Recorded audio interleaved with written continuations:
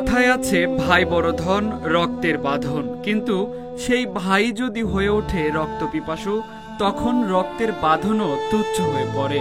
এবার সব পাশবিকতাকেও হার মানালো রিপন ব্যাপারীর দুই সহোদর। ভাই হয়ে ভাইয়ের চোখ উপড়ে ফেলার ঘটনায় তোলপাড় চলছে দেশ জুড়ে। আর নৃশংস এই কাজে খোদার আড়স পর্যন্ত কেঁপে ওঠার কথা। চাচাদের সাথে বাবা কিছু টাকা পয়সা পায়, জায়গা সম্পত্তি নিয়ে এই কাহিনীটা। আমরা এটার সর্বোচ্চ বিচার চাই। আইনের প্রতি আমার বিশ্বাস আছে। আমার বাবার যারা এগুলো করছে, আইন ওদেরকে সর্বোচ্চ যেই শাস্তি হয় ওদের সেই শাস্তি দিবে।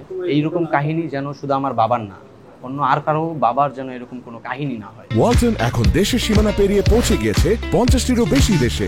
ওয়ালটন, ঘরে ঘরে, বিশ্বজুড়ে। পারিবারিক দ্বন্দ্বের জেরে বরিশালের রিপন ব্যাপারীর দুই চোখ তুলে নিয়েছেন আপন দুই ভাই। পাষণ্ড বাবা আশেদ ব্যাপারীর নির্দেশেই রিপনের চোখের আলো কেড়ে নেয় তার ভাইরা। যাদের জন্য পৃথিবীর আলো দেখতেন, সেই ভাইদের নির্মমতায় দৃষ্টিশক্তি হারালেন এই বৃদ্ধ। চোখ হারানো রিপন ব্যাপারীকে নিয়ে ছোটাছুটি হয়েছে হাসপাতাল থেকে হাসপাতালে। গৌরনদীর আশুকাঠি, তারপর শেরেবাংলা মেডিকেল, শেষ পর্যন্ত ঢাকার চক্ষু বিজ্ঞান ইনস্টিটিউটে ভর্তি। তবুও তার আলো ফিরবে না তার জীবনে।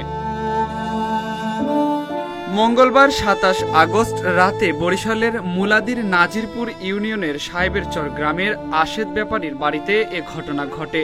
গচ্ছিত রাখা টাকা ও স্বর্ণালংকার ফেরত চাওয়ায় বাবার আদেশেই এমন ঘটনা ঘটে। এখন চোখের জলে স্বামীর সাথে অন্যায়ের বিচার চাইছেন তার স্ত্রী। রক্তের ভাই যাকে সারা জীবন খাওয়াইছে, যাদের কথা মতো উঠছে বইছে, তারা কিভাবে তাদের নিজের হাত দিয়া এরকম রক্ত দেখছে আর এরকম করছে, আমি এই জিনিসটাই মানতে পারতেছি না কোনো রকম, যে তাদের নিজের হাত দিয়ে কিভাবে এরকম উঠেছে। আজ গণ্ডমাসি করতো, আমি মন্ডলে বুঝতে আমার স্বামীর গণ্ডমাসি করছে। নিজের বাপ ভাই যাকে সারা জীবন এত ভালোবাসে। যতটুকু অর্থ ছিল আর বাকিটা ঋণে স্বামীকে সুস্থ করার প্রতিযোগিতায় নেমেছে রিপনের পরিবার। স্বামীকে সুস্থ করতে চেয়েছেন আর্থিক সহযোগিতা।